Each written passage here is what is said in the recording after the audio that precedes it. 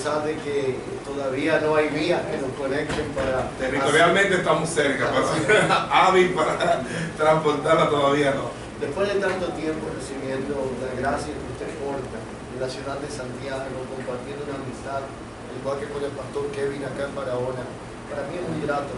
Eso es que te me parece un poquito de Benny, en el sentido de que Benny siempre que está con alguien lo elogia y disfruta de su gracia. Lo que sucede es que hay un principio eterno que se llama la honra.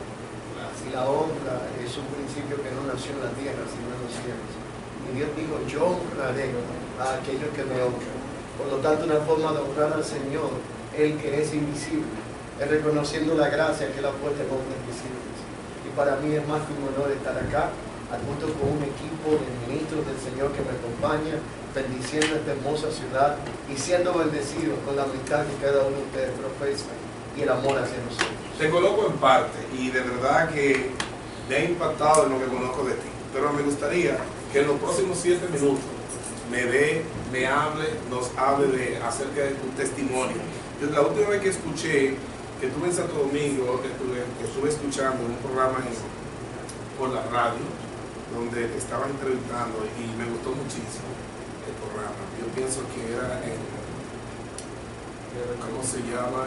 Pura Vida, pero era un programa muy especial y lo estaba escuchaba parte del testimonio, pero me gustaría que tú compartieras con la gente del sur parte de bueno, ese testimonio. Se hace un poco complicado en 7 minutos resumir la vida, pero la realidad es que muchas personas muchas veces ven los ministerios, las personas que estamos sirviendo en los medios y contemplan un poco lo que es quizás la gloria que se manifiesta en la temporada presente, pero desconocen la historia detrás de la gloria. La realidad, yo conozco del Señor a muy temprana edad. Tengo la experiencia de conocer del Señor en una congregación muy conocida, que es la Congregación Cristiana de Santiago, que en esos años la pastoreó el doctor Lucas Rojas, que hoy no está, porque partió con el Señor hace aproximadamente 6 años. Yo llego allí en un momento muy importante de mi vida, porque era muy joven, pero no vengo de un trasfondo de un hogar cristiano. De hecho, a mi papá lo bauticé yo. Tuve el privilegio de presentarle el plan de salvación a mi madre. Y todo esto es parte... Tú vienes de lo que son bits del mundo. Sí, todo esto es parte de una gran historia que comenzó hace unos cuantos años, donde recibo ese llamado del Señor, curiosamente a través de una tía que era adventista. Y ella me habla del Señor, me invita al Evangelio, pero como yo no venía de una cultura ni ningún tipo de práctica religiosa, yo nunca supe lo que fue pisar una iglesia, nunca supe lo que fue ser parte de algún movimiento religioso. Entonces, por lo tanto, yo no tenía esa cultura de levantarme un domingo, ir a un templo, buscar al Señor. Y ella me habla del Señor y me dice, yo te quiero hablar del Señor, pero yo quiero que tú busques un lugar donde congregarte, porque yo entiendo que Dios tiene un propósito con tu vida y no es donde yo estoy. Y antes de ese momento, ¿qué opinión tú tenías de Dios?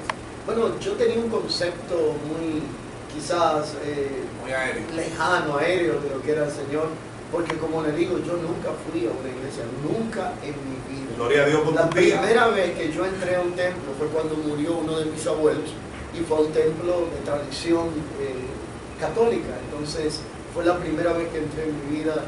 Las veces que intentaron conforme a la religión bautizarme, cada persona que supuestamente iba a auspiciar el bautismo, entiéndase el padrino, se moría antes del bautismo. Llegó un momento que nadie quería ser el padrino mío, por lo tanto entonces quedé así sin bautizarme nunca por alguna otra religión, solamente conocí al Señor a corta edad en el Evangelio. Por lo tanto, entonces llego allí solo. Mis amigos a esa edad, lo primero que empezaron a hacer fue a ponerme sentencia de días. Algunos decían, te doy un mes, otros te doy 2. Eso se te va a pasar pronto. Pero gracias al Señor los años han pasado.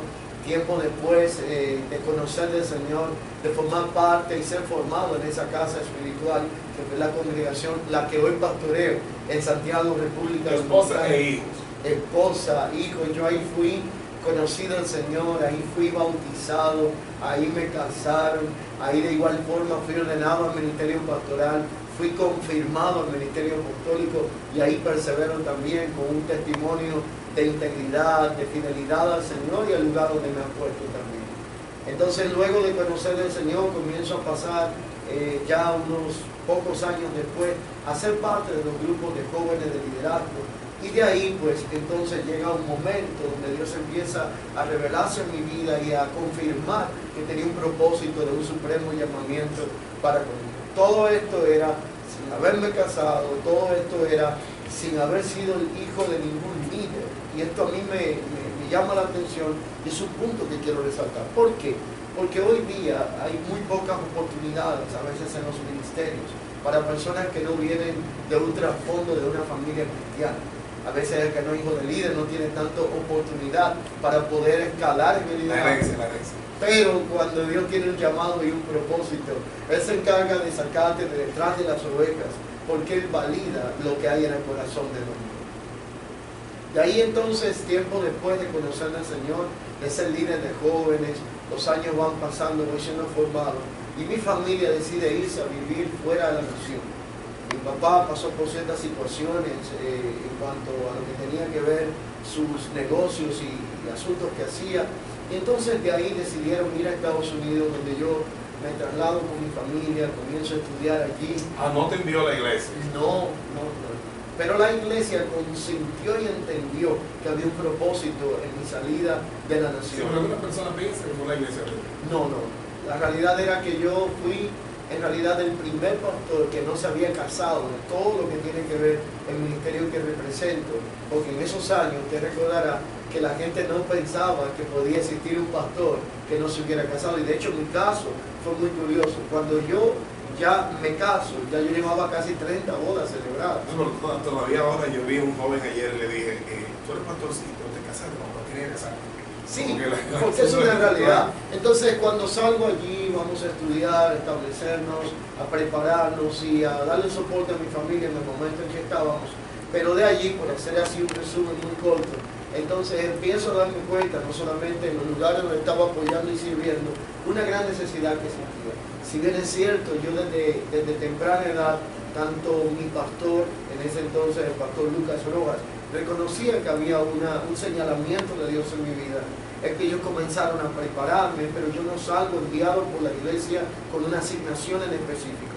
Lo que sucede es que cuando llego a la ciudad de Nueva York encuentro que había cantidad de líderes que nuestra congregación había enviado, pero no estaban en un lugar fijo, estable, por causa de que no teníamos un ministerio sólido que pudiera allí formarlos y que pudiera mantenerlos haciendo una labor. Entonces ahí empiezan las inquietudes a surgir de cuál era la función que iba a hacer. Comienzo ayudando otros ministerios, hasta que en un momento determinado sentimos del Señor, bajo la dirección del Señor y la aprobación de nuestros líderes en ese momento, que debíamos establecer la primera casa que fuese con conceptos claros, sin mezclas y definidos, para que hubiera una estructura que pudiera de alguna forma preservar lo que era ese liderazgo que estaba allí, donde ellos se sintieran cómodos, que se hablara su lenguaje, que se impartiera de la gracia como ellos ya la conocían. Y entonces comienza la congregación cristiana en Queens, en su inicio en Brooklyn, luego en Queens, y de ahí en pocos años Dios comienza un trabajo acelerado, de tal forma que yo me vi en momentos... O sea, la primera iglesia en Nueva York que tenemos, la apertura de que nace bajo el ministerio de congregación, porque habían existido iglesias, pero eran iglesias que habían adoptado lo que era la visión apostólica, pero no que habían nacido con un liderazgo a establecer principios espirituales. Y principalmente como alguien de la casa, que saliera directamente, que saliera de la casa. Era una de las deficiencias, una de las cosas que está afectando hoy mucho se llama el sincretismo religioso, el dualismo. Pues ya sé que tú dices, yo. Que mezcla de sistemas, vestidos nuevos con remiendos viejos, y viceversa, hace que la gente no se sienta identificado muchas veces en el lugar donde va. Y déjame decirle algo, las personas piensan que no, pero la realidad es que hay mucha gente. ¿Cómo le llama eso? ¿Identidad? Hay mucha gente que tiene un olfato muy sensible para cuando hay mezclas que parecen que son, pero no lo es. Es un asunto de identidad. ¿Casado? ¿Cuántos hijos? Tengo 3 hermosos niños. Uno, que es mi más pequeño, es un varón llamado David, Tengo una segunda niña que tiene 7 años de edad llamada Abigail, y tengo una niña, tenemos mi esposa y yo, de 10 años de edad llamada Rebeca. 3 regalos de Dios, me aman, apoyan en el ministerio, y una preciosa familia, comenzando por mi esposa, quienes son una parte vital del ministerio. No creo que detrás de cada gran hombre hay una gran mujer. Yo creo que está al lado, por una causa importante. Sería imposible hacer lo que hago si no tuviera una esposa que tiene el peso, el carácter y la comprensión para poder ayudarme y darme el soporte para llevar a cabo una tarea tan ardua como lo es el ministerio que estoy desarrollando por la gracia del Señor. Mis hijos oran y me bendicen cada vez que voy a salir. No fue así siempre. En sus primeros años de edad ellos lloraban mucho, y yo también, por tener que partir tan a menudo a otras naciones, a otros lugares, y ellos no comprender por qué tenían que compartir a su padre. Hasta que un día encontré un hombre de Dios que me dio un consejo en una nación. Me dijo: cada vez que yo salgo y vuelvo, yo me siento con mis hijos y le doy una especie como de introducción de por qué hago lo que hago, le traigo un presente y les enseño que el Dios a que le sirvo también los recompensa y los honra. Cuando empecé a practicar estos principios de honra, Dios cambió la perspectiva en mi casa, y aún mis propios niños apoyan lo que hago y se sienten agradados de que su padre les sirva así. Y lo mejor y lo peor que le ha pasado a Yacer desde que se convierte en Jesucristo hasta hoy. Lo mejor que ha pasado contigo, y qué es lo peor que te sucedió. Esa es una pregunta, wow, un tanto amplia, ¿no? Si pudiéramos decir entre tantas cosas, desde que conocí al Señor hay tantas cosas importantes que han sucedido. Buena que te ha pasado. Entre ellas conocer a mi esposa, tener la hermosa familia que Dios me ha regalado, pero también ver el favor de Dios manifestado en todo aquello que hacemos.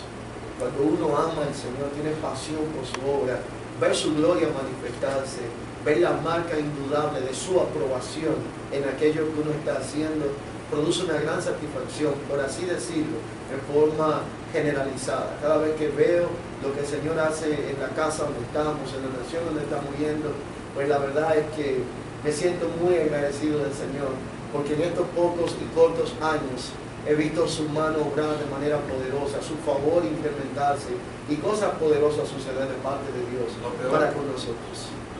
La decepción de la realidad religiosa actual que estamos viviendo. Me siento prácticamente... ¿Y eso personalmente te afecta? Sí, me ha afectado mucho. Yo no concibo mucho el sistema religioso actual que tenemos. Para mí, que lo que se está viviendo es una especie de mafia evangélica que tiene que ser rediseñada, repensada, volver a la Escritura y liberarnos de todos estos tipos de patrones enfermizos, copiados del mundo, carentes de palabra y sin propósito. O sea, hay mucha falta de integridad. Hay poco. Hay poco. De hecho, la integridad es un valor agregado en estos tiempos, cuando debiera de ser una especie de valor fundamental. Vamos a regresar, porque te quiero aprovechar para hablar unos minutos acerca de la iglesia de hoy, y entonces puede ampliar ese concepto que me ha dado. Con mucho gusto. Qué bueno.